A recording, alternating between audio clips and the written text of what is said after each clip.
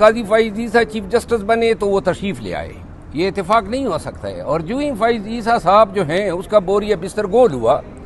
تو حضرت بھی فائز عیسیٰ کے ساتھ ہی روانہ ہو گئے۔ اس کا مطلب یہ ہے کہ نواز شریف کا موجودہ اب عدالتی نظام پہ اعتماد نہیں رہا، جو اعتماد ان کا قاضی فائز عیسیٰ کی سپریم کورٹ پہ تھا۔ اور یہ خوش آئند ہیں کہ نئے چیف جسٹس صاحب نے جو کانسٹیٹیوشنل جو کیسز کی بینچز کی کمیٹی میں سینیارٹی کے اصول کو ملود خاطر رکھا ہے۔ یہ تاثر قطعاً غلط ہیں کہ پاکستان تحریک انصاف جو ہیں وہ نئے چیف جسٹس صاحب کی مخالف ہیں۔ کوئی ہمارا اختلاف ذاتی اور نہ کبھی ہم نے ان کے فیصلوں میں عناد یا تعصب دیکھا ہے، خصوصاً پی ٹی آئی کے فیصلوں کے حوالے سے۔ یہ امید ہماری ضرور ہے کہ ان کے پیشرو کے دور میں پاکستان تحریک انصاف کے ساتھ سپریم کورٹ میں سوتیلی ماں کا برتاؤ روا رکھا گیا، بلکہ قاضی فائز عیسیٰ کا بینچ جو تھا یا وہ اس کی ذات وہ ایک پراسیکیوٹر کا کردار ادا کر رہی تھی۔ ہم سے نشان چھیننا ہو یا بنیادی انسانی حقوق کی خلاف ورزی کا کیس تھا یا اغوا برائے بیان دیا تھا کہ قاضی فائز عیسیٰ ایسے کسی بینچ کا حصہ نہیں بنے گا، لیکن قاضی فائز عیسیٰ کو نہ سپریم کورٹ کا احترام ملود خاطر تھا، نہ سپریم کورٹ کے فیصلوں کا وہ، اور ابھی 8 ممبر بینچ جو لارجر بینچ ہے اس کے فیصلے کی تصدیق انہوں نے کس طرح کی ہے۔ لہذا ایک نفسیاتی بیمار تھا، اور وہ جب گیا ہے تو اس کے اہل خانہ بچوں اور ان کی جو ٹرالنگ ہوئی ہے، میں ہمیشہ ٹرالنگ کا مخالف رہا ہوں، لیکن اس کی ٹرالنگ پہ یا اس کے ساتھ جو رویہ برتا گیا ہے اس پہ مجھے دلی سکون ہوا ہے۔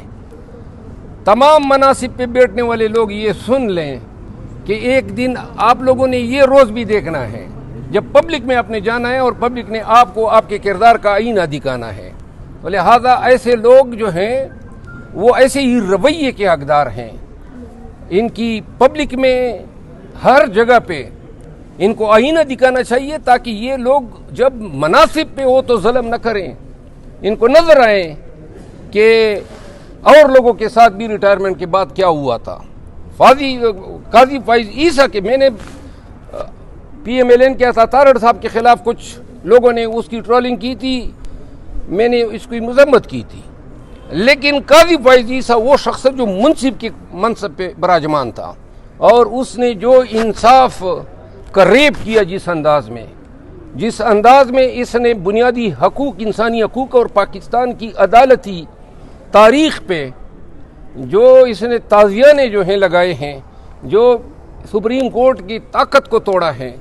سپریم کورٹ کو انتظامیہ کا باجگزار بنانے کی کوشش کی ہے، اس کے یہ تمام سیاہ کرتوت جو ہیں وہ اس کو اس کا حقدار بناتی ہیں کہ یہ جدھر بھی جائیں اور عوام پاکستان کا ان کا سامنا ہو تو اس کے منہ پہ کالک ملی جائے۔ اچھا مروت صاحب، نواز شریف چلے گئے ہیں، قاضی چلے گئے ہیں، اب عمران خان کب تک باہر آ جائیں گے؟ کیا توقعات ہیں آپ کو؟ نواز شریف تو گیا نہیں ہے، وہ تو میرے اس میں شرکت کے لیے گئے ہیں۔ ابھی بھی نظام جو ہیں وہ نواز شریف کی زبان کے تابع ہیں۔ یہ جتنے بھی بیٹھے ہوئے ہیں، چاہے اسمبلی میں ہو، حکومت میں ہو، تمام ادارے اس کی جنبش آبرو کے اشارے کے منتظر ہیں۔ لہذا شاید وہ کسی وقت پہ اپنے آپ کو وزیر اعظم نہ بنانے پہ کوئی اظہار ناراضگی ظاہر کر دے، لیکن ہم نہیں سمجھتے ہیں کہ یہ چھوٹا سا جو تغیر ہوا ہے، ہاں البتہ ایک امید ہماری پیدا ہوئی ہے جو تیزی سے گرتی ہوئی ساکھ تھی عدلیہ کی، وہ شاید اب یہ ساکھ مزید گرنا تھم جائے۔ یہ جو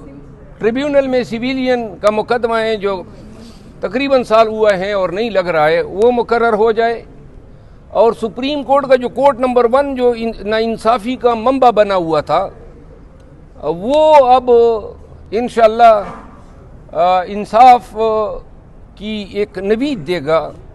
میرا خیال یہ ہے، جو میں نے ایک بات کہی تھی کہ مین پروپوزز گاڈ ڈسپوزز، وہ لوگ جو یہ سمجھتے تھے کہ منصور علی شاہ کو ہٹا کے کسی اور جج صاحب کو یا جو موجودہ چیف جسٹس صاحب ہیں ان کو لانے سے شاید ان کے کوئی مقاصد پورے ہوں گے، وہ یہ سوچ رہے ہوں گے کہ شاید اللہ نے جو کرنا تھا وہ ہو گیا، اور جو ابتدائی جو چند اقدامات ہیں یا افریدی صاحب کے، ان کی میں ستائش کرتا ہوں۔